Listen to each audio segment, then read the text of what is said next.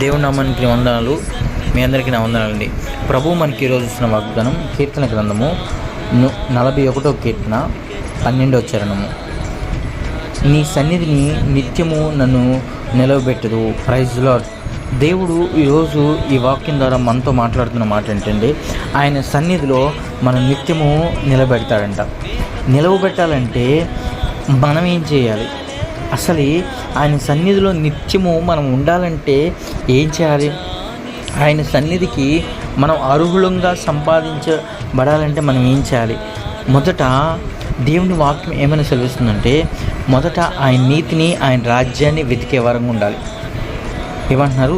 ఆయన నీతిని, ఆయన రాజ్యాన్ని వెతికే వరంగా ఉండాలి. రెండోది, భక్తిహీనుల గుడారంలో నివసించే కంటే దేవుని మందిర ద్వారం ఉండుట ఆయనకి ఇష్టమంట. ఒక్క దినం గడుపుట 1000 దినముల కంటే శ్రేష్టము. ఆయన మందిరంలో ఒక్క దినం గడుపుట 1000 దినముల కంటే శ్రేష్టము. ఎందుకంటే దేవుని వాక్యము చాలా వాడిగల విలువైన ఖడ్గము. అదేంటంటే మూలుగుల నుంచి విభాగించబడుతూ ఎవరికి ఏది అవసరమో, ఏది సహాయం కావాలో ఆయన నిత్యత్వమైన వెలుగులో నుంచి మనకు ప్రసాదిస్తూ ఉంటాడు. దేవుడు అట్టి కృప మనకు దయచేయాలనుకుంటున్నాడు. ఈరోజు ఆయన సన్నిధికి వెళ్ళి, ఆయన సన్నిధిలో మనం ఆరాధన చేయడానికి, ఆయన సన్నిధిలో వెళ్ళినప్పుడు, ఆయన సన్నిధిలో ఉన్నప్పుడు సన్నిధిలో ఉన్న మహిమని పొందుకోవడానికి చూడాలి. మనం ఎక్కువగా చూసేది ఎలా ఉంటుందంటే, మన ఆశీర్వాదం, శారీరక సంబంధమైన ఆశీర్వాదాల మీదే మనం దేవుడి మీద కాన్సన్ట్రేషన్ చేస్తాం. మనం చేయాల్సింది అది కాదండి. మన ప్రభు సెలవిస్తున్నాడు ఏమిటంటే, ఆయన సన్నిధిలో నిత్యము నన్ను నిలవబెట్టెదువు. ఆయన సన్నిధిలో నిత్యము నిలబెట్టాలంటే మొదటగా మనము మన శత్రువులు చేసే నిందలు, మన శత్రువు మన మీద పట్టుకున్న ఏదైతే అపహాసాలు ఉన్నాయో అవన్నీ మనం ఎదుర్కోవడానికి సర్వాంగ కవచం కావాలి. ఇక్కడ కీర్తన 41:11 చరణంలో ఉంది, నా శత్రువు నా మీద ఉల్లసింప ఉండచుండగా నేను నీకు ఇష్టనని తెలియనై ఉన్నాను. అక్కడ శత్రువు అంట ఉల్లసింపు చూస్తున్నాడంట, ఎంతగానో చూస్తున్నాడంటే, వీడు ఎప్పుడు నాశనం అవుతాడు, వీడి కుటుంబం పతనం అయిపోద్ది, వీడి జీవితం ఎప్పుడు నాశనం అయిపోద్ది, వీడి సంఘం ఎప్పుడు నాశనం అయిపోద్ది, వీడిని ఎప్పుడు దేవుని నాశనం చేస్తాడు అని శత్రువైన సాతాను ఎప్పటికప్పుడు ఎదురు చూస్తూ ఉంటుంది. మనం ప్రార్థనా వీరులాగా, ప్రార్థనా పరులాగా, ప్రార్థనతో జయించే వారంగా, జయ సమూహాలుగా మనం ఎలా ఉన్నామంటే, సాతాను యొక్క కుతంత్ర దంతాలని మనము విరగ్గొట్టాలి. అది ఎట్లా సాధ్యమైందంటే దేవుని సన్నిధిలో సాధ్యమైంది. అసలు దేవుని సన్నిధిలో ఏముంటుంది అంటే స్తుతి ఉంటుంది. స్తుతి ఏం చేస్తుందంటే స్థితిగతులు మారుస్తుంది. స్థితిగతులు మారుతుంది.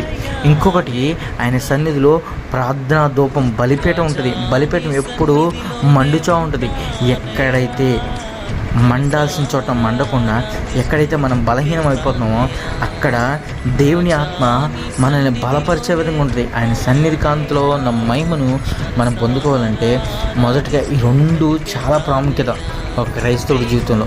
ఈ ఎందుకు ప్రాముఖ్యత అంటే, ఆయన సన్నిధిలో నిత్యము నిలబడాలంటే మొదట కొన్ని మనలో ఏదైతే ఆయాసకరమైన మార్గాలు, ఏదైతే ఆయనకి ఇష్టం లేని మార్గాలు ఉన్నాయో అవి తీసివేయాలని కోరుకోవాలి.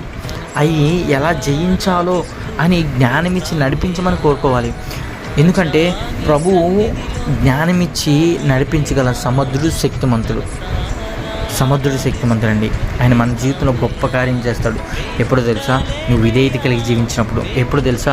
నువ్వు అవిధేయత స్థితిలో నుంచి విధేయతమైన స్థితిలోకి నువ్వు ఎప్పుడైతే వస్తావో, దేవుడు నేను జ్ఞాపం చేసుకొని నా జీవితంలో అద్భుత కార్యాలు చేయను గాక. ఆమేన్. ప్రేమ కలిగిన తండ్రి, కృపామయ, దయగలిగిన రాజా, రక్షకానికి వందనాలు, స్తోత్రాలు దేవా. ఈరోజు అంతట్లో మమ్మల్ని తోడుగా ఉండి, మమ్మల్ని బలపరిచి, స్థిరపరిచి, కృపలో మమ్మల్ని జ్ఞాపం చేసుకొని నీ చిత్తానుసారంగా జీవించడానికి సహాయం చేసావు ప్రభా. ఈరోజు నీ సన్నిధిలో గడిపినప్పుడు ప్రభా, నేను స్తుతించుకుంటూ, నిన్ను మహింపరుచుకుంటూ మేము ఉండడానికి సహాయం చేయండి. ఏ టైంలోనూ ప్రభా మా భక్తి జీవితాన్ని విడనాడగా, భక్తి పరులాగా, భక్తి కనుపరిచే వారంగా మేము ఉండడానికి సహాయం చేసి, కృపలో మమ్మల్ని జ్ఞాపం చేసుకొని నీ చిత్తానుసారంగా ఉండడానికి సహాయం చేయండి. గంత మహిమ ప్రభావం మీరు మాత్రం యేసు పరిశుద్ధ నామమున వేడుకుంటున్నాను తండ్రి. ఆమేన్.